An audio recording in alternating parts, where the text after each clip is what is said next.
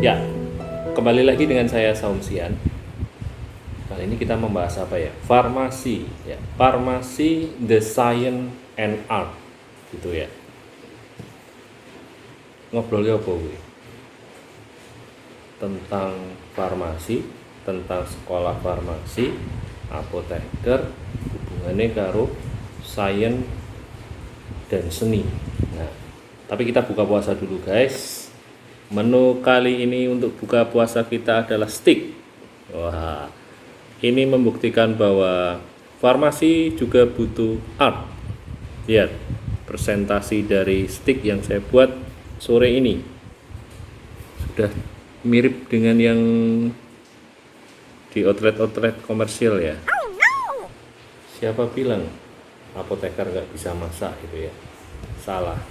Kita sudah diajarkan formulasi, kalau cuma masak mah gampang. Ini jadi steak daging sapi crispy. Yang saya buat adalah steak crispy, bukan yang original.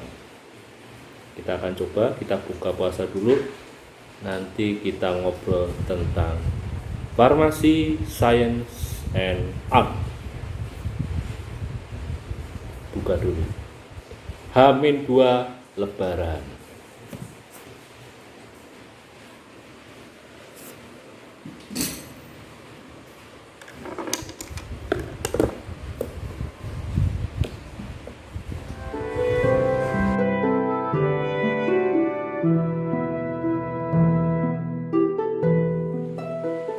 Alhamdulillah, mantap luar biasa. Tanpa ada sisa, pokoknya enak sekali. Kapan-kapan saya mau buka warung steak saja di kampus ya. Nah, kira-kira mahasiswa-mahasiswa itu pada beli nggak kalau saya buka warung steak di kampus? 10 ribuan aja wis ya. Dagingnya cak cumlik wae ya, oke. Oke.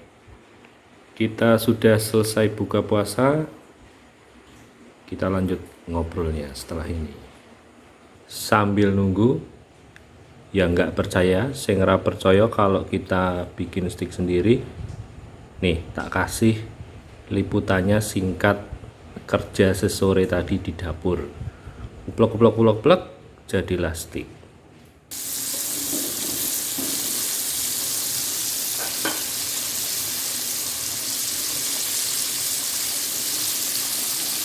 Ini bukan pempek guys, tapi steak crispy daging sapi.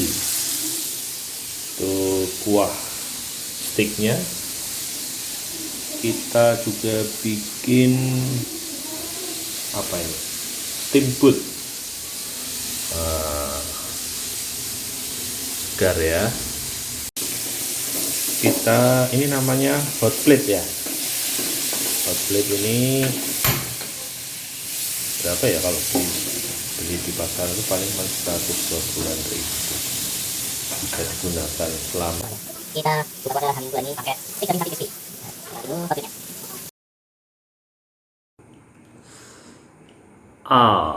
Kacamatane toklek hancur.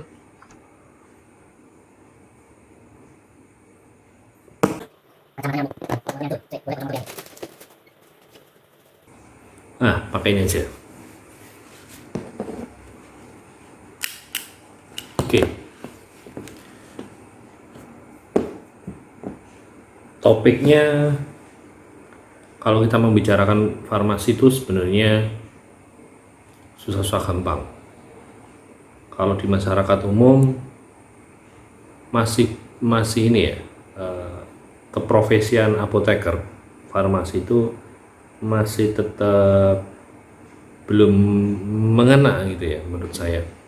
Bahkan pamor perawat bidan itu kalau di desa-desa, di dusun, di pelosok itu jauh lebih tinggi tentunya.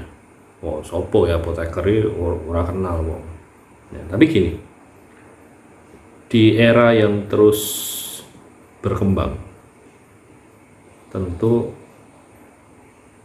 akan terus diperhitungkan lah ya tentunya. Jadi kalau saya memikirkan komunitas, pusing sendiri sebagai apoteker, ben lah ya terserah.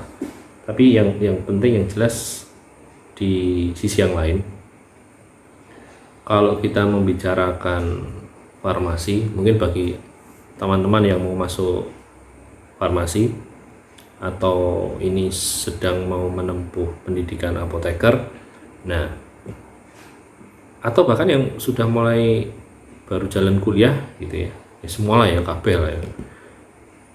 Farmasi itu tidak melulu tentang sains, ya kan? Tidak melulu tentang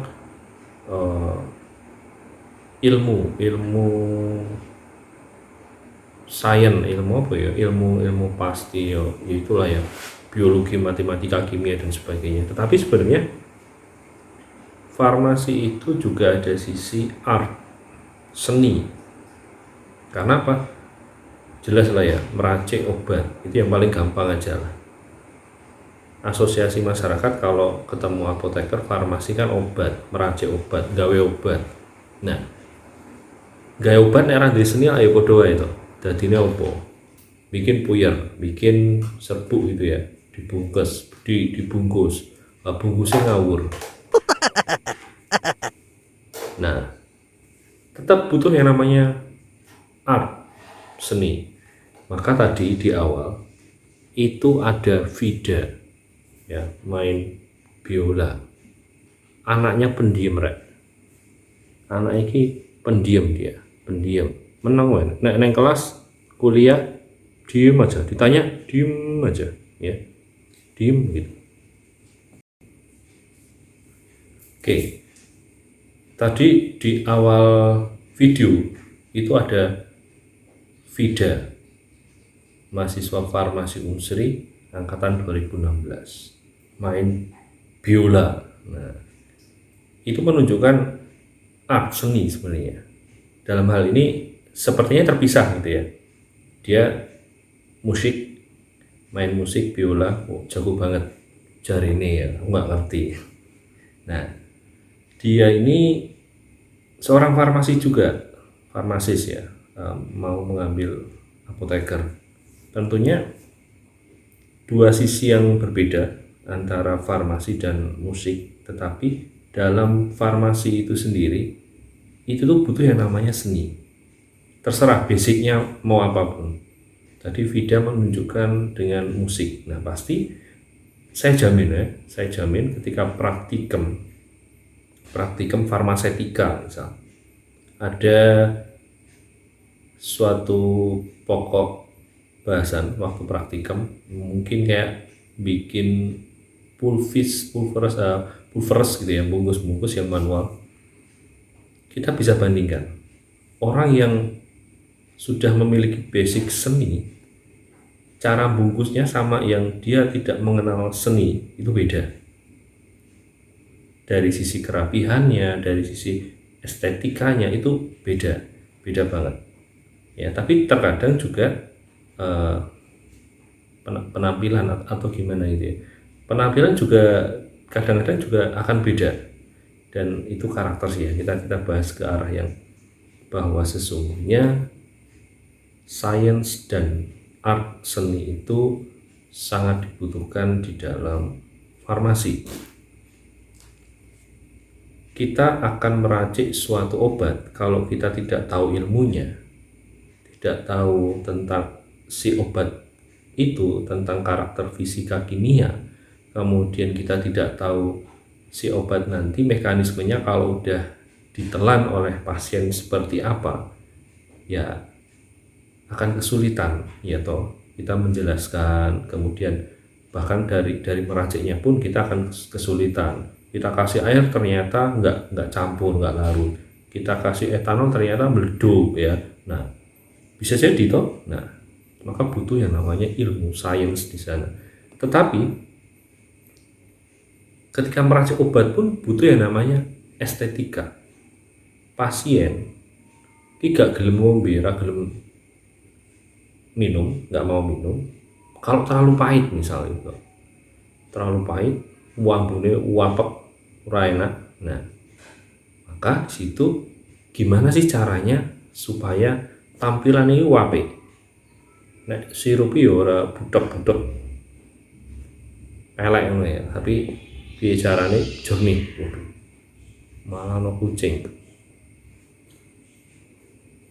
Tampilannya apik, bagus, rasane enak, nek perlu menyegarkan, nah, mesti pasien mau minum dengan mudah, apalagi anak kecil ya, manis, kemudian ada perasa dan sebagainya, itu bagian estetika. Bahkan kalau ngomongin serbuk gitu ya, dibungkus. Nah kalau sekarang enak di apotek-apotek yang udah besar atau klinik itu dia punya mesin untuk package, jadi udah nggak akan khawatir kalau nanti bentuk serbuk yang dibungkus-bungkus sih beda-beda, nggak akan seragam jelas. Tapi ketika manual, pasien juga akan melihat ini bungkus kok jelek banget gitu ya, apa obatnya ya apik, apa obatnya juga nanti berkhasiat, wah poten dan sebagainya ya, sebutan masyarakat awam kan kayak gitu ya. Jadi penampilan itu kalau kita ngomongin dari sisi yang paling gampang saja.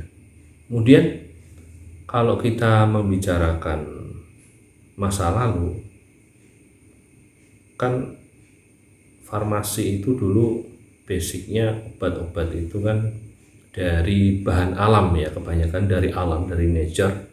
Maka jangan kaget di tahun-tahun seribuan sekian gitu, heroin, kokain itu dijual bebas ya.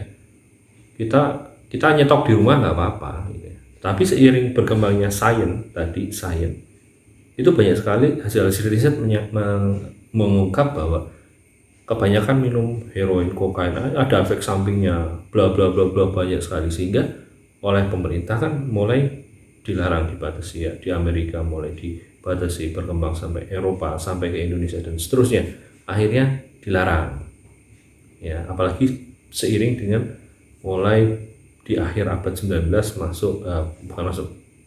mulai berkembang bahan-bahan kimia sintetik ya, yang secara propertiesnya itu sifat fisika, kimia dan sebagainya dianggap lebih stabil dan sebagainya ya, itu mulai berkembang.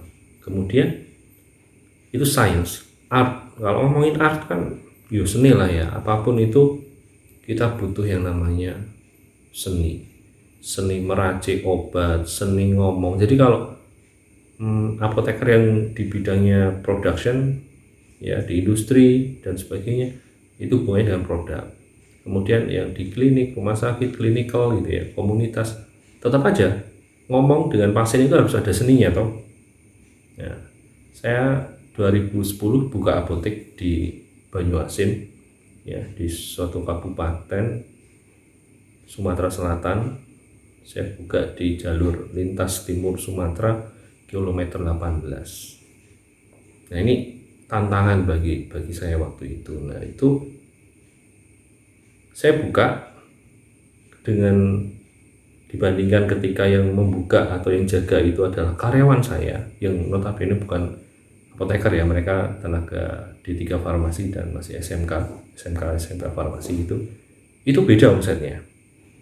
Jadi kalau saya yang jaga, saya tahu saya harus di front line, di depan, saya harus ngomong, saya harus menawarkan, saya harus mengajak masyarakat, customer, calon pembeli itu saya ajak ngobrol, kemudian ada edukasi. Nah di situ ada seni edukasinya. Jadi ketika pasien membawa merek, Mas mau beli obat A, tapi di apotek kita nggak punya. Nah gimana seni kita merayunya? Yaitu kalau di marketing, di farmasi, pemasaran farmasi kita diajarkan harusnya bagaimana kita merayu calon pembeli atau si pembeli itu supaya tetap membawa produk dari apotek kita, meskipun dia dari rumah sudah membawa merek, tapi merek itu kita nggak punya gitu ya, kita tapi punya merek yang lain. Nah ini kan ada suatu seni untuk mengalihkan dari produk A yang sudah di mindsetnya itu aku kalau batuk ya obatnya A, padahal obat batuk itu nggak hanya A tapi ada B, C, D dan sebagainya. Nah itu butuh yang namanya seni. Oke, sama aja tadi setelah Vida bermain violin ya, beautiful in white, saya menampilkan menu buka puasa saya steak. Nah, ketika kita masak itu juga butuh yang namanya suatu art seni. Ya, kalau teman-teman di farmasi udah belajar banget compounding, formulasi dan sebagainya. Intinya tinggal campur. Nah, di situ sangat menarik ya. Jadi sangat menarik, bisa untuk suatu pembelajaran untuk mengasah art kita. Gitu. Mana ya?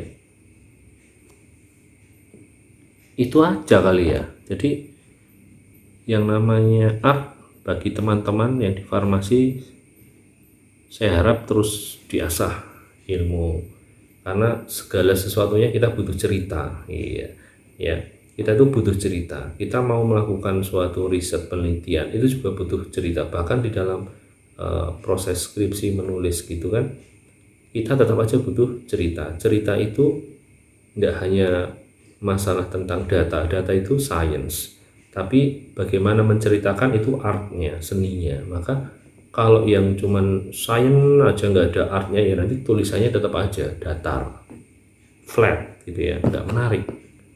Jadi art tetap harus terus dikembangkan ya, apapun itu.